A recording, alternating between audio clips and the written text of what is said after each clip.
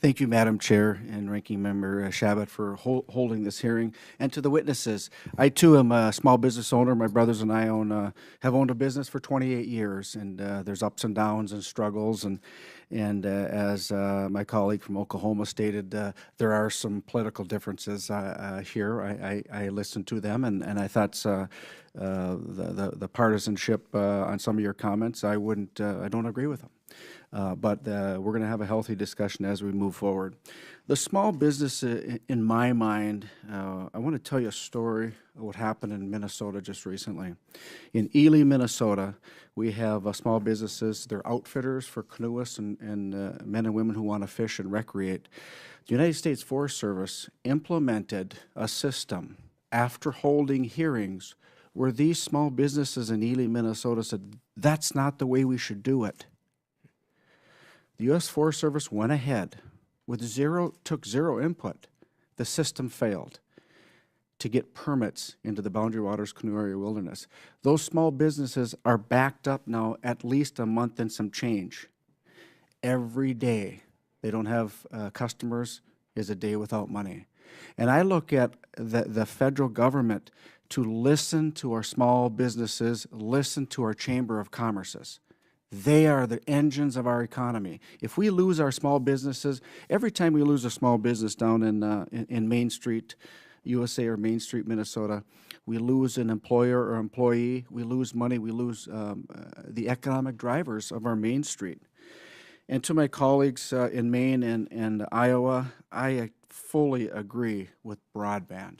Bringing the ability to have broadband in our rural America. We have talked about it for many years.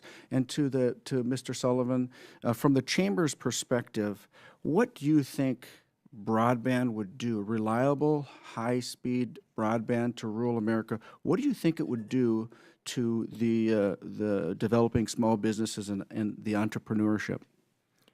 Congressman, thank you for the question. First of all, this is part of what we were talking about earlier about infrastructure investment.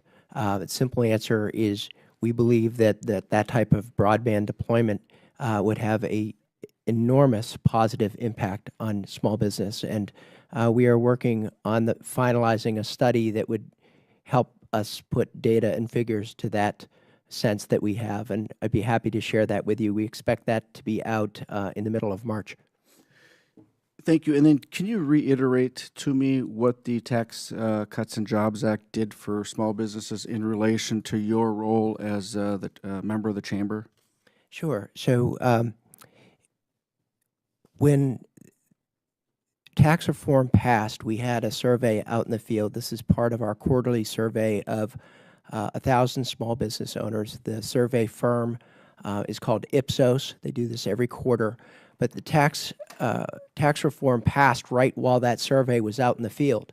And we saw the highest spike in optimism that we had ever seen. That same spike was recorded by the National Federation of Independent Business that has been doing a monthly confidence survey a lot longer than we've been doing our quarterly index. So that was the immediate. Then what we saw really, which was what the intention of the tax cuts were, and that was to put stimulus immediately back into the economy. And so we saw examples like a landscaper in Jacksonville, Florida, buying a new landscaping truck. I grew up just outside of Boston. We had a bakery in Braintree, Massachusetts, who bought a new oven specifically from the savings from tax cuts. And I had mentioned earlier, we've been trying to track this on a map, and we have hundreds of examples of small business owners that not only were grateful, but they took those tax cuts and they reinvested that into their businesses.